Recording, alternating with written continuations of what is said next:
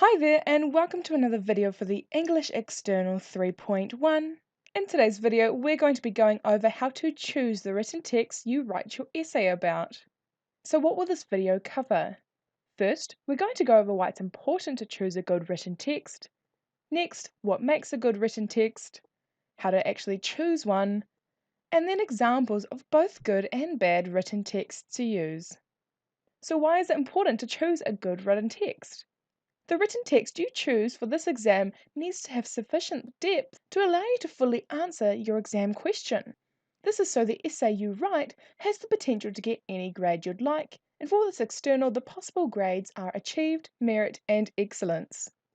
And there are specific requirements for a written text to be classified as good or appropriate at level 3. NCEA defines written text for this external as all of these possible different options. While you can choose any one of these options, it's important to know not all of them will give you an equal chance to get a good grade for this exam. We'll go over that later on in this video.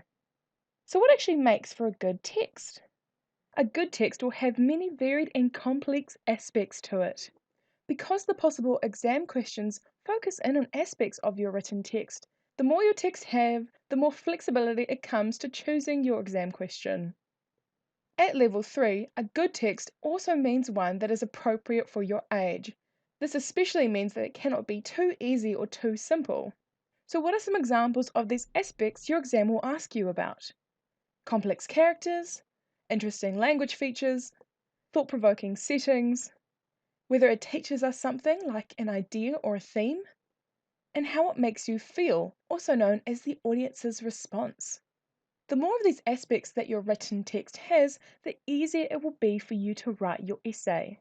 So how do you actually go about and choose your text? Well, first, go ahead and take a look at the recommended list of texts at the end of this video. You can also go ahead and read the synopsises of different books you think might be good. If you're feeling really stuck, you can go ahead and watch videos 4 to 9 to make sure that the text is suitable. And lastly, you can also Google search different texts that might be good for you to use.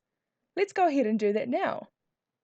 I started off my Google search by typing in great novels for literature essays. Here you can see it came up with lots of different options that would be good for me to use. A good idea when you've given these options is to go through them and first of all make sure that they're at an age appropriate level. Another good idea when trying to research for appropriate books is to include some of those aspects that we've just gone over. So I went ahead and Googled novels for senior students with strong themes. So what are some examples of good texts that I found through my research?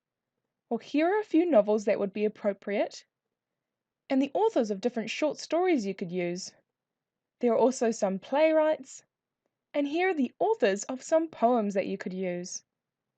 During my research, however, I did come across some examples of bad texts to use for this exam. Some of these were Harry Potter and the Philosopher's Stone, or The Whale Rider, or Twilight and the Hungry Hungry Caterpillar, and while these were great stories, they were way too easy to write about at level 3 and didn't have enough of those complex aspects. Now, while I love listening to Beyonce, writing about her song lyrics wouldn't actually give me enough setting or themes or complex characters to discuss in my essay. So remember, while you can choose texts like these if you really want to, they will hinder your chance in writing an excellent essay and therefore getting a good grade. So that's all from this video. Go ahead now and watch the next video, which is all about breaking down and understanding the exam question in order to answer it properly.